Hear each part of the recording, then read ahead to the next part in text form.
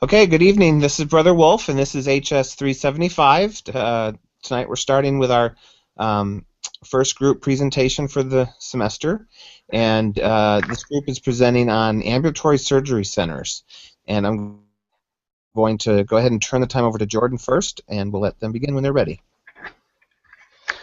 All right, so here's our presentation on managing ambulatory surgery centers. So first off, the origins of ambulatory surgery centers. As we read in the readings this week and last week, it was started first by Wallace Reed and John Ford, both MDs, in 1968. And at that time, they basically just met together and just sketched their ideas onto a napkin, as we had read. So it's kind of funny to think that such an important part of the healthcare industry started out on a napkin. But then within 2 years after that, there's the first freestanding ambulatory surgery facility was opened in Phoenix, Arizona. And 5 physicians performed 5 different surgeries on that day, so pretty good start. So some of the motivating economic factors behind these ambulatory surgery centers is when they were being created towards the start of the 1960s, comparable to today, healthcare is just seem to continue to keep rising, and they get higher and higher and just gets really expensive. So people started looking for other ways of finding more affordable ways of getting this care. So there's a high demand for these ambulatory surgery centers, both by physicians and by the patients. So some of the non-economic factors, having patients scheduling conflicts was a big problem. Nowadays we think that we wait in waiting rooms a little too long in the doctor's office, but I guess back then it was much worse. It wasn't uncommon to have people waiting weeks or even months for their appointments or their surgeries that were scheduled. So the idea of having these outpatient surgery centers where they can come in and out in one day was very appealing. And physicians saw a better way to deal with frustrations like with the scheduling and slow operating room turnover, obtaining equipment, and all the policies that tend to come with hospitals. One thing I thought was interesting is through the reading is that a lot of these ambulatory surgery centers were thought up and started by anesthesiologists, which makes sense if you think about what they do. They saw the whole process of surgeries from beginning until the end. They start the surgeries and then they're there throughout the whole thing. So, and for multiple different surgeries, so they're kind of able to get a good idea on how this could be started and how it could be done freestanding outside of the hospital. So some of the benefits to patients is that the main thing is the cost. That's the main reason people want to go to the ambulatory surgery centers. It's about less than half of the price as the same procedure in a hospital. And they also feel like there's more individual attention because there's a smaller staff, makes it more personal. And no unscheduled admissions. You have a set time in which you go in there. And there's increased productivity due to not having all the scheduling conflicts that there are in hospitals. There's no emergency room, unscheduled visits. Okay, so as for licensing and state regulations, most or all states require the surgery centers to be licensed in order to operate. Yeah, so different states, of course, have different requirements. So depending on what state that you're living in or opening the practice in, you'll have different requirements than the next state. And they are also licensed by how many surgery operating rooms there are within the facility. And there's also certification or licensing for Medicare beneficiaries. So certification isn't always required, or it isn't required, but surgery center can choose to be Medicare certified, and those standards tend to be higher than the regular state requirements. So any facility that is Medicare certified is also certified through the state requirements. And then on top of these certifications, the surgery centers can choose to be accredited by many organizations, just showing higher standards of excellence. The OPPS, the Outpatient Prospective Payment System, is a system that Congress has mandated as the way of payment for ambulatory surgery centers. It was implemented in 2000, and it is used by the CMS to reimburse for hospital outpatient services. And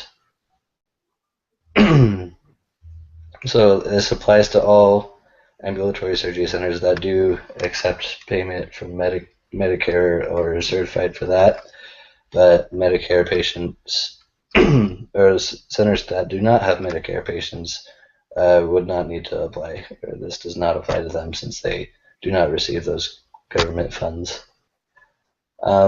So the most frequently occurring ambulatory surgery centers are outpatient eye centers, focusing mainly on cataract surgeries or LASIK and centers like that. So one thing that's different about the ambulatory surgery centers is that most of them are for profit, which is pretty different compared to the rest of the healthcare industry. So from 2010 to 2011, it says 97% of all ambulatory surgery centers were for profit, while only 3% are not. So their aim is to make a profit, to make money.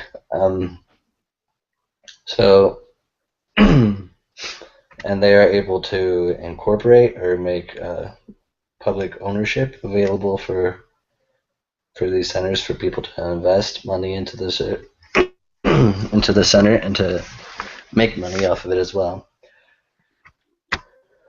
So nonprofit organizations, as most hospitals are,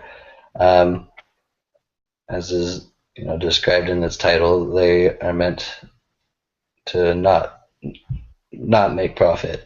So profits that do tend to come through companies like that tend to go back through the company. They just put it back into building up the business itself. So obviously the business model of these ambulatory surgery centers are to make money, as we had said.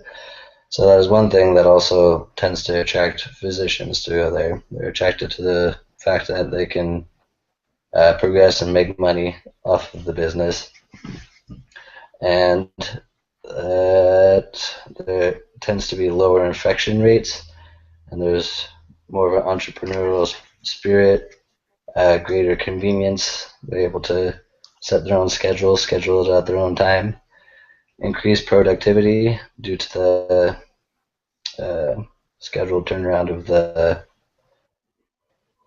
operating rooms, and the physician values, they tend to value respect, autonomy, control, efficiency, quality patient care, and time, which all tend to be more conducive in the ambulatory surgery centers.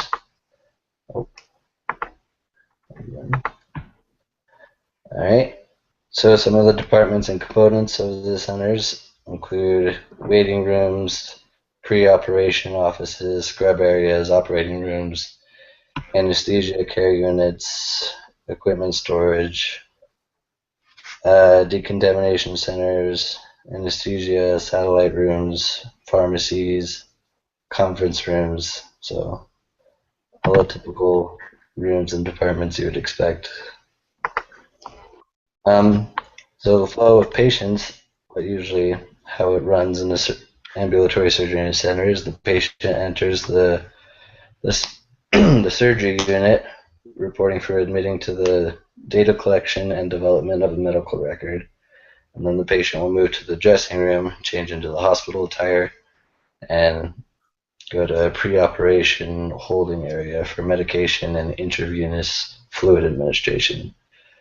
And then, if necessary, at that time, they'll do laboratory, diagnostic, or radiology services, X-rays, as needed.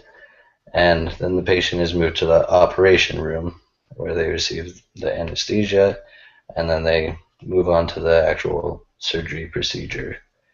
And following surgery, the patient is moved to the post-anesthesia care unit until they're able to, get up, dress themselves, and be discharged, usually within the same day. So, ambulatory surgery centers versus hospital reimbursement. Surgery centers do not do line item pricing as hospitals do. They charge for the whole procedure as a bulk package, so it tends to be cheaper that way. So there's no markup prices on implants. So if you do the same operation in a hospital or in surgery centers, it's about 47% of the cost of the same procedure in a hospital, so less than half of the price. And they tend to generate profit, which comes from the increased efficiency, lower overhead costs, and less complicated conditions. So transfer agreements happen sometimes when there's a written agreement with a local hospital and an ambulatory surgery center for transferring a patient for a medical emergency. If it is not able to be treated at the surgery center, will be transferred over to a hospital. All right. So that'll be my half of the presentation, so I'll turn the time over to Brooke for the rest of it. Okay, so CASC is a Certified Administrator Surgery Center. It's credentialed, and it's a credential that's available to administrators in the ambulatory surgery center industry. Usually they're experts or have a lot of experience in their field, and they need to be able to pass an exam to get the credential. You don't have to have experience to be able to get the exam to be certified. About accreditation for ambulatory surgery centers. Many surgery centers choose to go through a voluntary process of accreditation.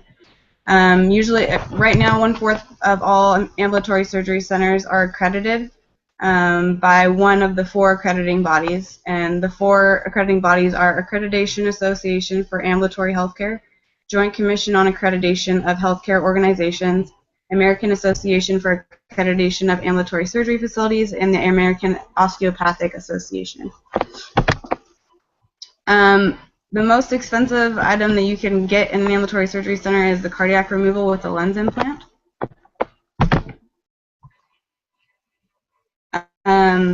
So this question is kind of talking about the Madison Memorial Hospital and the North Fork Surgery Center, and it asks us to describe some of the advantages of being a physician owner or a hospital owner in these two situations. What we came up with was that a physician has more control and can be more productive in an ambulatory surgery center, and so that's kind of the advantage for a physician. And with the hospitals, their advantages would be that they gain an acute care facility, which can bring in more patients and at a reduced cost. The legislation that specifically deals with ASCs mostly is safety and quality of care. It's evaluated by independent observers through 3 processes, and those processes are state licensure, Medicare certification, and voluntary accreditation. Most states require ambulatory surgery centers to be licensed in order to operate. Each state determines its own specific requirements, like we talked about before, as well as we've talked about the voluntary accreditation and the Medicare certification. A licensed recovery center is, it operates under the guidance of a board of directors in conjunction with an organized medical staff with registered nurses on site in a continuous basis. All treatment is provided under the supervision of a licensed physician credentialed by the medical staff to practice in their area of medical training and specialization. The technological advances that have influenced the growth of ambulatory surgery centers are the development of the computer chip camera, and that made it so that you could see joints and organs, body orifices without major incisions. The advocacy organization for ambulatory surgery centers is the Ambulatory Surgery Center Association.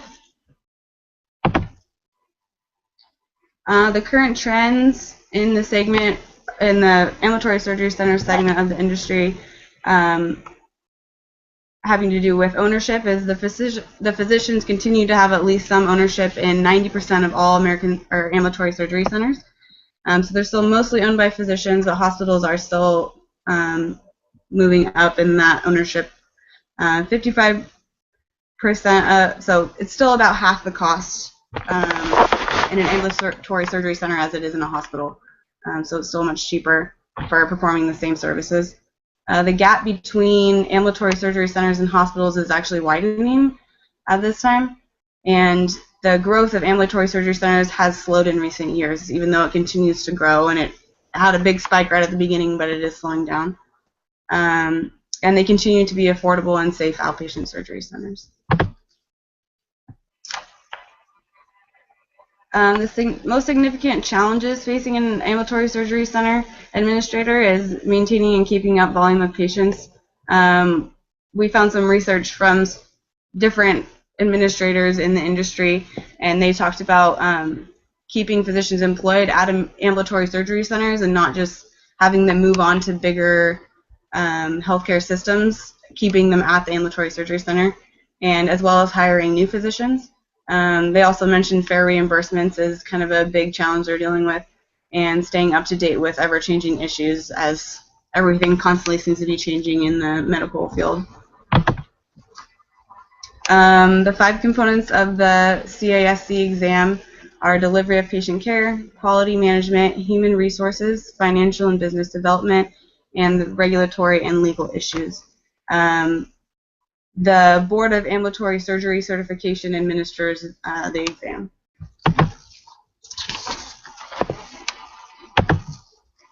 Oh.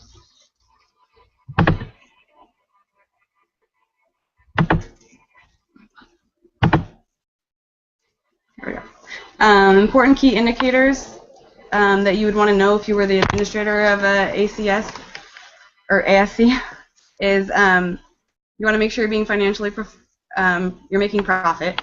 If you are accredited, you want to make sure and follow the guidelines to stay accredited. It's important that you have quality of care by your physicians, and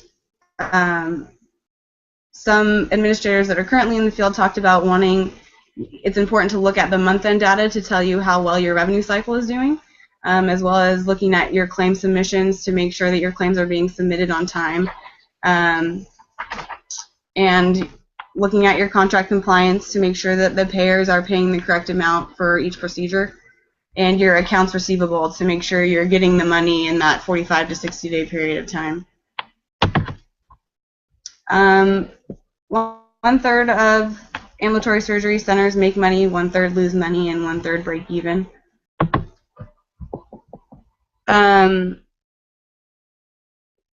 The politics of an ambulatory surgery center have to do with the certification of needed requirements.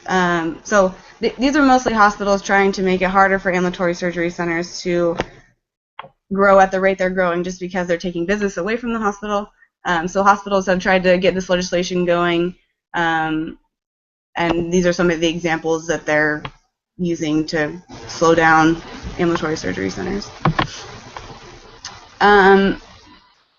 Some things you might want to look into if you're planning on becoming an ambulatory surgery center administrator. It might be a good idea to try and look into the Ambulatory Surgery Center Association, gain an education in health and business, job shadow in an ambulatory surgery center. It also mentions that for your first job, it might be good to go to a bigger ambulatory surgery center, a big company that can, so you can see all the different aspects. Build a network so that you can get to know people in the field. Learn how to communicate with physicians is very important. Understanding business and a degree in health administration is always helpful as well. Knowing physicians' motivations can be important. It can help you get along with physicians and medical staff. If you know what physicians value, that helps you understand more where they're coming from and how they deal with their patients, and they do value quality of patient care. So they might even be the best person to help you understand what the quality of patient care could be. And then these are some of the resources that we use to answer. And then that's our presentation.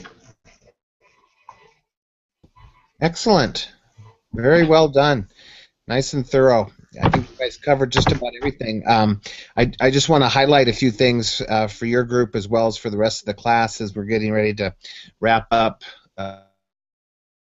this segment of the course. And a lot of people will be taking the end of the module exam or test in the next day or two. So you mentioned the transfer agreement. I think Jordan talked about that. I just wanted to point out that that's a really important part of ASCs, that they have to have a transfer agreement because, and what that means is it's an agreement with a local hospital that in case a surgery goes south and there's complications and the ASC doesn't have the facilities or the technology to take care of a more severe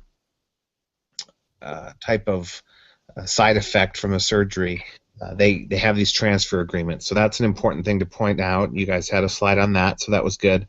The other thing that you mentioned, and it's true, that ASCs tend to have a lower infection rate.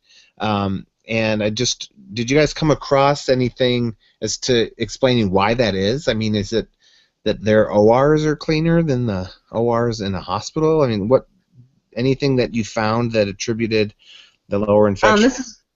This is just a guess, but just because they don't stay overnight, they're there for a short. That's a good point, right? So, what causes infection, right? So your exposure. So yeah, their exposure time is down compared to other patients in a hospital. What else kind of spreads the infection, or what? Think of a big picture of infections. What do you need to get somebody infected? Is it a dirty scalpel? I mean, like more patients, so the doctor's going into different rooms, seeing more patients rather than having a smaller facility. That's exactly it. There's sicker patients in a hospital, first of all, right? So there's patients, and then just like you said, there's less staff really. So you've got a few physicians and a few nurses. You don't have this kind of, and we go back to our biology class days where you need the infection, but you need something to transmit the infection, right? Dirty hands. Washing hands can really make a big difference in hospitals, and so there aren't as many sick patients, and then there's not as many staff as compared to a hospital. So those are the big reasons why what you stated was true. Because both entities, both the hospital and an ASC, they're both going to use antibiotics, right? Frequently you get antibiotics before a surgery. They call it prophylactic antibiotics. You're giving it ahead of time knowing that it's likely that you're going to be exposed. So that's given to both kinds of patients. The ORs are both clean. It's not that one is not clean. So you're right on the money there. So good. And let me see. I made a few notes just to make sure I'm covering.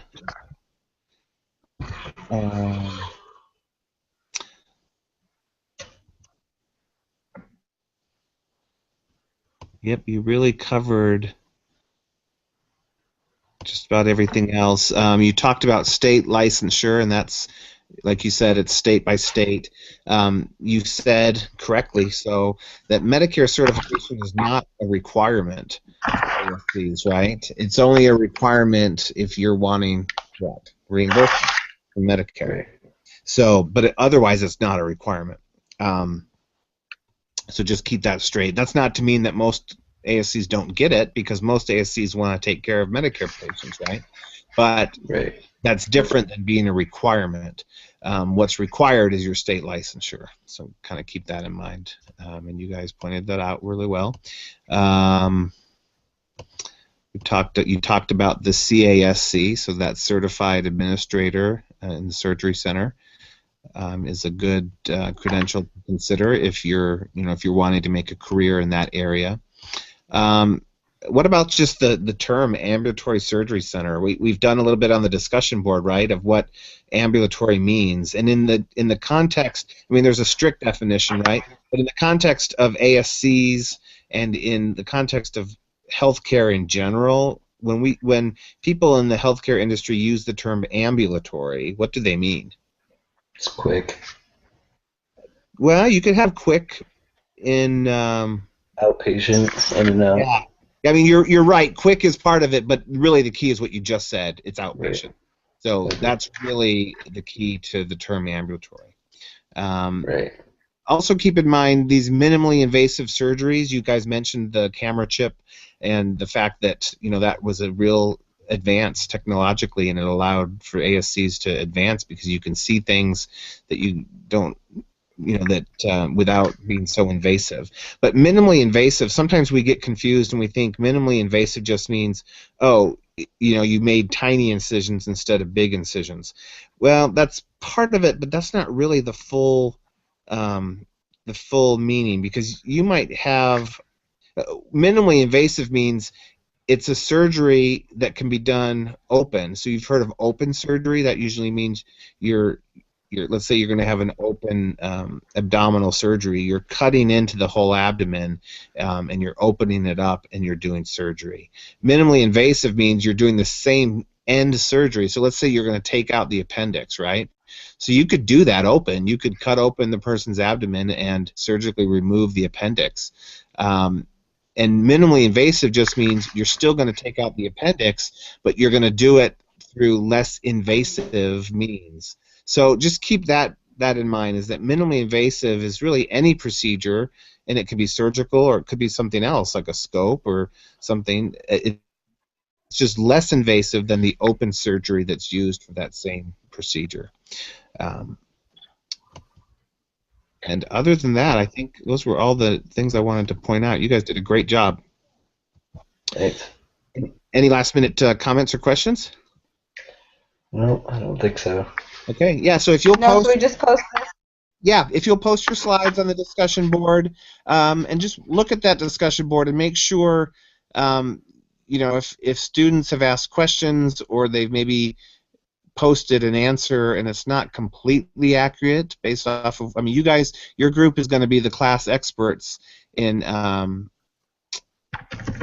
ambulatory surgery center, so be those experts for your classmates. Post clarifying comments on the discussion board if they need to be posted, and because really the content that you've presented here is what everyone's going to need to know for the exam. Okay. All right. Thank you so much, and I'll post the link for the recording shortly as soon as the video is finished processing. So thanks so much. Have a great night. All right. Thank you. Thanks, you too.